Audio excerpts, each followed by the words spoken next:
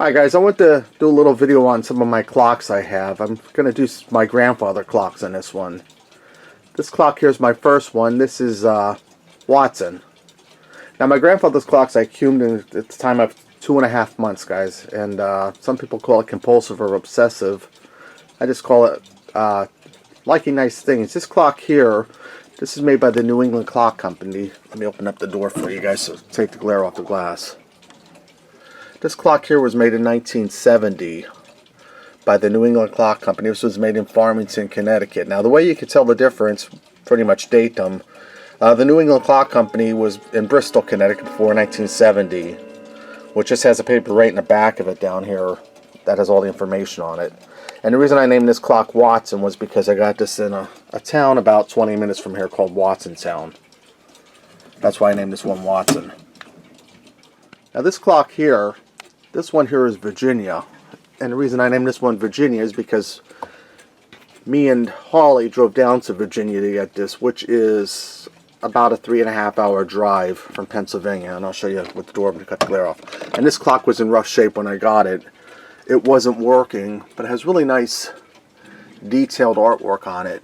It wasn't working. My brother Chet, he works on clocks and gets them working, so I dropped this off at his house and he got it all cleaned up and working for me. And it's a really nice clock. And all of my clocks, guys, the most I paid for a clock was $4.50. This one here was $80, and it cost nothing for him to get it working. You just had to oil it and clean it up good. And then my next clock, this one here, this one's named Crooked Harry. Now, the way I came up with that name, guys, is this clock here was put together by a guy named Harry Nolans. There's a little tag on the bottom, right down there. And it was a kit clock. Came in a kit, you put it together, you put the works in, and his name was Harry Nolans.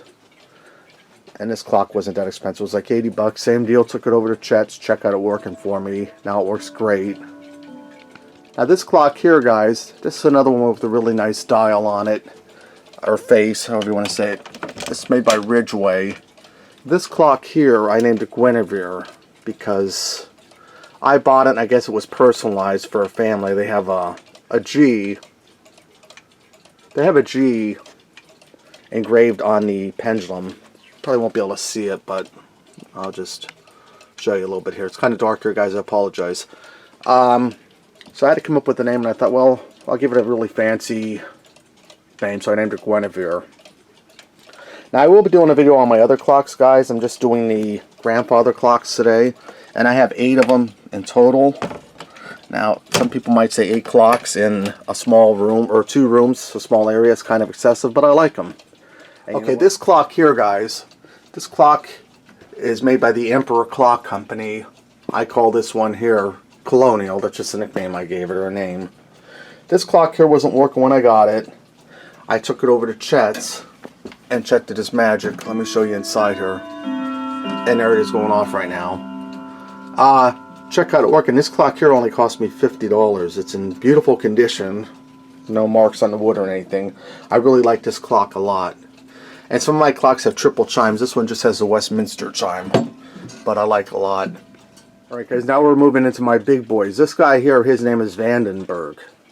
And the reason I named him Vandenberg is because he was designed by Vandenberg. That's what it says on the face of the clock. And that's a little LED light down there I can turn around with a remote. And this one here, this is a cable driven clock. The other ones are chain. The cable ones are a little more accurate. This one here, when I got it, the one cable was frayed, but the guy I bought off, he fixes clocks and he was really good about it. I just had to pay. I had all 3 cables replaced with new ones because this clock here is like 50 years old. It was made in the 70s, and I wanted all new cables, so I paid him like the $10 for the 2 cables. He replaced the one that was broke. Did the work for free, and see, that has a really nice face on it. It's like a nautical scene with ships and stuff. This is all hand painted. And when these things go off, you hear them now. When these things go off, it's like feeding time at the zoo. And this next one over here, this clock is made by the Sleigh Company. That's a high-end clock company. This one here I named King Arthur. And these clocks are over 7 foot tall, guys, so they're big clocks. and these are key wound because they have the cables, they don't have the chains. But really gorgeous clocks, really good intricate woodworking on them. I really like them. And this is a triple chime clock like Vandenberg is. Guys, I'm going to give you a sneak peek at Dexter since he's right here. I'm going to say hi, Dexter. Now, Dexter is being COVID-19 safe. He has a piece of plexiglass here on his cage. Actually, I have that hung there so he doesn't splatter up the clocks, because birds like to splatter stuff. Don't ask me what it is. Food, water, slob. So that's there to keep my clock protected, but he doesn't mind it in the least. And this is my last clock, guys. This is a big one like King Arthur and like Vandenberg. This one here I called King Henry VIII, because this is my 8th grandfather clock. I just got this one the other day. And this is a beautiful clock. This was working when I got it. And this clock here was $100, guys. I mean, where else are you going to find a beautiful piece of American history like this? This is a cable clock with the key wound for $100. And it sounds really good. It works really good, and I really love it. And this has a nice mahogany look on the wood. So there you have it, guys. A quick video on all of my clocks. I can't say that I'm not getting any more grandfather's clocks. The problem is I'm running out of room, and Holly's really getting pissed off at me.